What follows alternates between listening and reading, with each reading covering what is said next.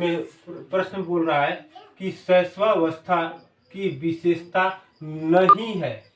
ध्यान देंगे, शैशवावस्था की विशेषता नहीं है।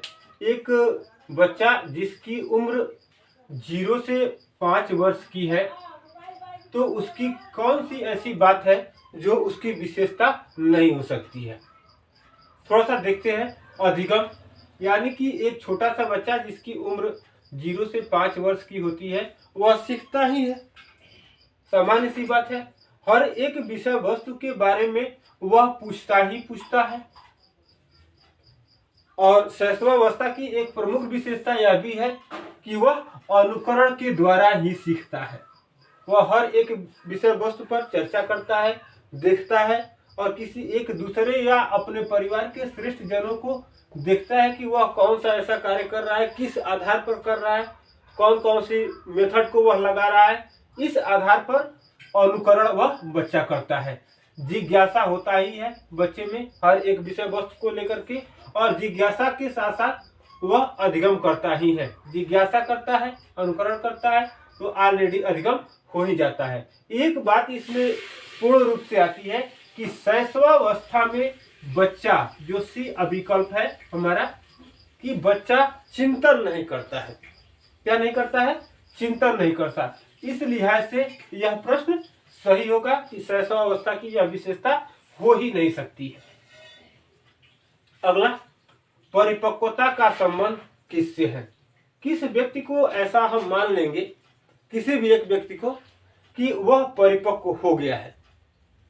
क्या उसकी रुचि बहुत है किसी विषय वस्तु में, तो उसे हम परिपक्व मान लेंगे? क्या कोई बच्चा बहुत बुद्धिमान है, तो यह भी माना जा सकता है कि वह बहुत परिपक्व हो गया है बुद्धि के आधार पर। या बहुत उसका ज्यादा संवेग है, तो संवेगात्मक विकास के आधार पर हम मान लेंगे कि वह हो चुका है, क्या परिपक्व हो चुका है। लेकिन ऐसा नहीं है। संवेग, बुद्धि और रुचि सब एक ही विषय वस्तु से सम्मिलित होती है। वह क्या है? विकास, संपूर्ण विकास की बात होती है। किस विषय को लेकर के? परिपक्वता को लेकर, क्योंकि वह व्यक्ति परिपक्व है कि नहीं है। जब उसका पूर्ण विकास हो गया है तब हम मान सकते हैं कि वह व्यक्ति परिपक्व है। तो इसमें आपका विकल्प सी सही होगा। शारीरिक विकास का क्षेत्र है, यानी कि शारीरिक विकास किस बेस पर होता है, उसका क्षेत्र कौन सा है? क्या किसी व्यक्ति का मेमोरी विकसित हो गया है, बच्चा बहुत समझदार है, तो उसे हम मान सकते हैं कि उसका शारीरिक विकास का वह एक क्षेत्र है मेमोरी ही, कि मेमोरी विकसित हो गया तो उसका शारीरिक विकास हो जाएगा।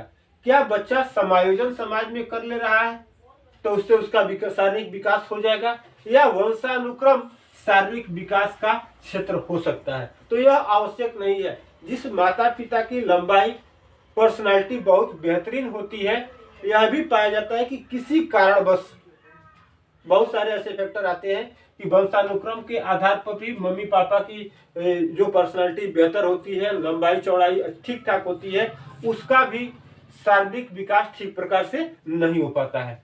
लेकिन उसका एक क्षेत्र अवश्य ही निकल करके आता है। वह क्या है? स्नायु मंडल। यह स्नायु मंडल शारीरिक विकास का एक बहुत बड़ा फैक्टर है।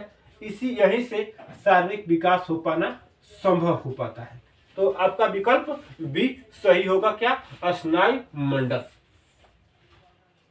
अब देख लेते हैं, मानसिक विकास प्रभावित होता है किससे? वंशानुक्रम से, परिवार से, या समाज से, या सभी से। अगर किसी बालक का वंशानुक्रम, माता पिता का मानसिक विकास बहुत बेहतर हो और वह जिस परिवार में रहता है उस परिवार के सभी लोगों का मानसिक विकास ठीक ठाक हो, सभी एजुकेटेड हो, लेकिन समाज ठीक ठाक न हो, तो उस बच्चे का मानसिक विकास प्रभावित हो सकता है। सकारात्मक और नकारात्मक दोनों की चर्चा करेंगे।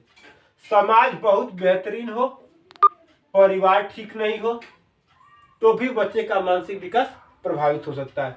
समाज और परिवार दोनों ठीक ठाक हो, लेकिन वंशानुक्रम बहुत हद तक ठीक ठाक नहीं हो, तो भी बच्चे का मानसिक विकास प्रभावित हो सकता है।